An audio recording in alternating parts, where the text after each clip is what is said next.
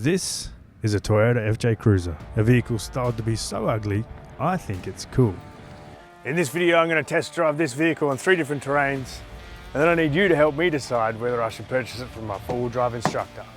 Let's go. Released in 2007, but making its way onto the Australian market in 2011, and lasting 5 years here in the Down Under. This vehicle has built a cult following globally, and they are loved so much in the Middle East that Toyota only wrapped up production of the FJ Cruiser for that part of the world in 2023. Toyota even made a cool ad to signify the last of an icon. The Toyota FJ Cruiser is a nod to the early Toyota in retro styling and name. Named after the early model Toyota, the F stands for the F40 Land Cruiser, made in 1961. And the J stood for the earliest of military vehicles, the Jeep. The Jeep. The Jeep. I can't believe I said the J word. I'm searching for the perfect touring and overlanding rig for myself. Something that can take me across Australia and back. Something that can climb impassable mountains, get me to the furthest surf and photography destinations, can navigate me through city traffic, and can easily transform from a daily driver to a self-sustained mobile content creation hub. I would love a vehicle that just looks like it suits me. You know those ones, everyone knows those vehicles. They just are made for you. And that's what I'd like. They just work. I've long been an FJ Cruiser fan. As I said before, when I first laid eyes on one, I decided they were so strikingly ugly, they were beautiful. And as the saying goes, nothing perfect is without fault. So the question is this the perfect Toyota FJ Cruiser for me? I don't know yet, but let's take it for a drive and decide together. This particular FJ Cruiser is a 2012 model with a number of modifications, which includes wheels, all-terrain tyres, UHF, or comms, if you want to sound like a proper explorer. It has a bull bar, some extra lights, and it also has aftermarket suspension and a winch. This isn't a mod, but FJ Cruisers have 3 windscreen wipers. 3! That's all the formalities. Let's take it for a drive on-road and see how it handles. On-road it's quite nimble. It's no F1 vehicle, but it's sort of like a go-kart. Road manners are nice. It's quite pleasant to drive. Sitting up fairly high, similar to a Hummer, except I'm not a wanker. I guess it depends on who you ask though.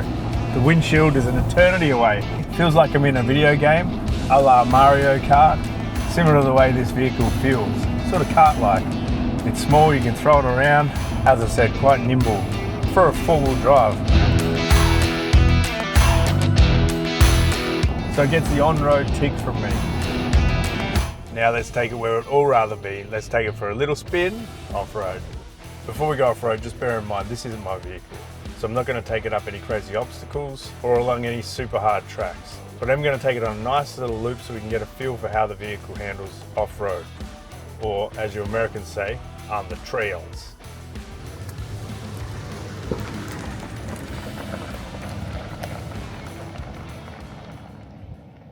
I've just aired down, approaching the track, and one of the first things I learned about four-wheel driving was that tyre pressures are really important and relative to the terrain you drive. So I've lowered them down to 25 PSI, should be smooth sailing. Come look at this, this is how you know this is a four-wheel drive coach's vehicle. So he's cleaned it out for me, but he's left tyre pressure instructions. That might be a hint. I have sausage fingers, so one thing I like about the FJ Cruiser is having these simple dials, buttons and switches. That gets a big thumbs up from me. I love the utilitarian interior. Apparently the whole cab can be hosed out to clean. I doubt if I'll ever do that. It's pretty badass though.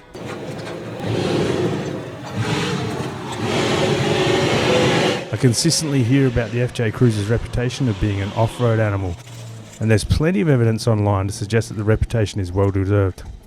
Here, I want to show you a special spot that you won't get to unless you got a four-wheel drive, where you walk a really long way. This is why we get four-wheel drives, so they can take us to places like this. Come check this place out. Go this way.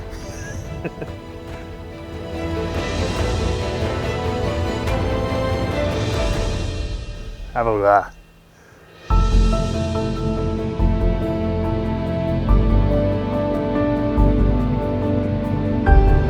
How good is this?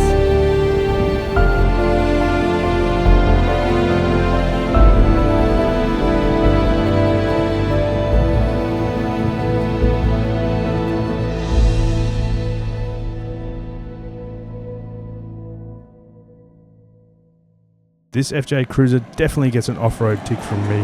Now let's give it a run on the white sands of Bribie Island and see how it performs in my favourite environment, the beach. While I'm considered a four-wheel drive noob, that's noob as in newbie, not knob, as in, well, knob. So while I'm a noob and only been four-wheel driving for the past 2 years, I have been getting out amongst it quite often. I've done a few four-wheel driving courses. It helps to know this vehicle's history, and as I drive it on sand, there's no real surprises. It's a pleasure to drive, sticking to the ruts and the soft sand, and easily creating new ones.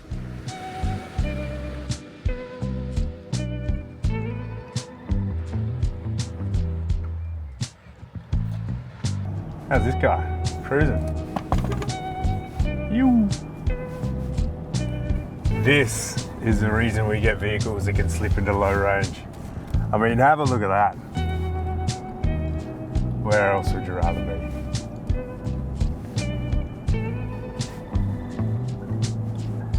It really is my favourite spot in the world, the ocean. This vehicle is a complete package for me. I'm not going to say it's the best four-wheel drive. It's certainly not the most practical. It's cramped. You can't see out the back. The reverse camera is pretty bad in this one. But as a tool for making me feel confident that it'll get me anywhere I point it to, nothing else compares. Nothing at all. So it does get a driving on sand tick from me.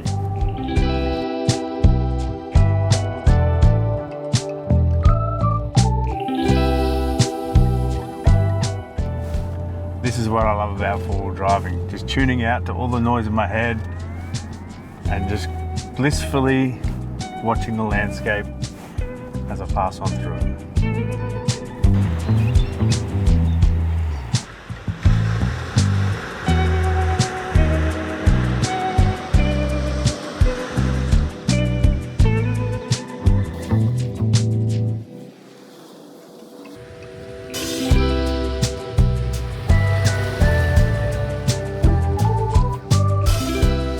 So, should I get it? Comment and let me know. Reach out if you're a fellow FJ, subscribe to follow along the journey, and please get out and explore the world. Don't forget to listen to the podcast Talking 4x4 on your travels. I'm Odell, the four-wheel drive noob. See you next time. Enjoy the drive.